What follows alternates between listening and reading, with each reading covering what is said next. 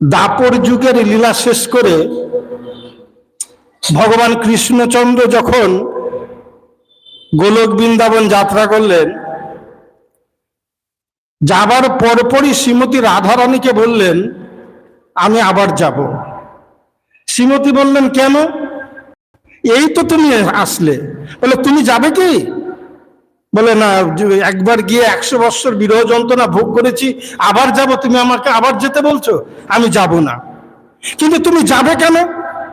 না, যদি বলি তোমারই কারণ, তোমার কারণেই আমাকে যেতে হচ্ছে। বলে, আমার কারণ? বলে, হ্যাঁ, যদিও তোমার কারণ, কিন্তু আমার আরো কিছু কাজ আছে, যেটা এই দাপর যুগে দিইনি, সেই বস্তুটা দেওয়ার জন্য আমি যাব। তুমি গিয়ে কি করবে?